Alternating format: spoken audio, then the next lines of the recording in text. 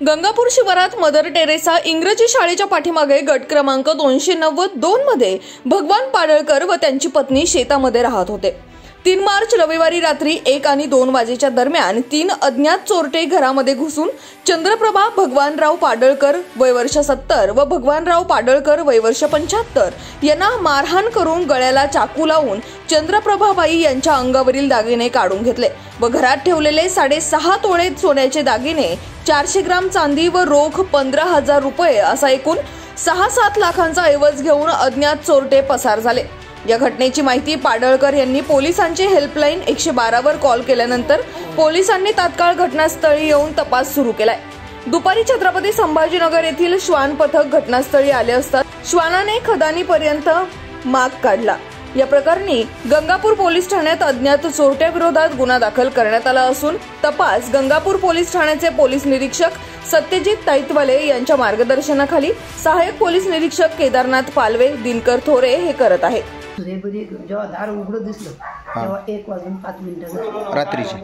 अच्छा, 1:05 झाले होते आणि ते गेले तेव्हा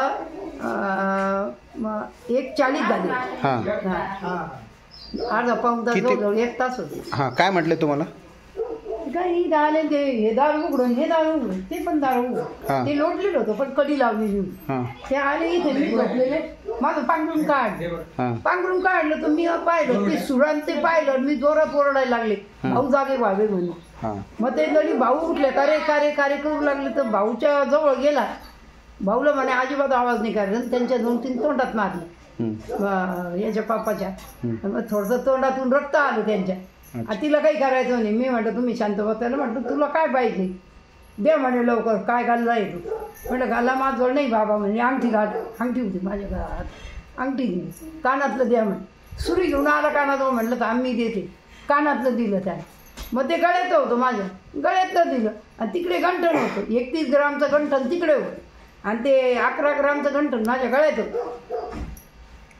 मग तिकडे ते महालक्ष्मीचे पुन्हा सोन्याचे दागिने माळा होत्या, सोन्याचे मंगळसूत्र होते, ते 10 ग्रामचे दोघी मिळून होते, एकेकीचे 5-5 ग्राम आणि चांदीचा जाळीचे टोप होते असे एवढाले महालक्ष्मीचे दोघींचे।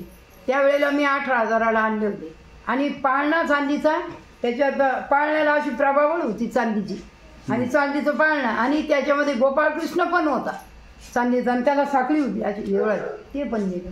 हे पेटी महालक्ष्मीची उचकून चुकीचं कपाटावर होती। किती माणसं होते असं? घरात 3 आलेले होते, पण तो एक जो माझ्याजवळ होता लाल झरड होता, त्याच्या अंगात बदामी रंगाचा फुलबायाचा, तोंड सगळं पॅक होतं पण डोळे फक्त उघडे, इथे उभा राहायचा आणि तिथे काहीतरी खून व्हायचा, म्हणजे माझ्या अंदाजे तिकडे कुणी असं मला वाटलं, पण मी काही डिरिंग केली।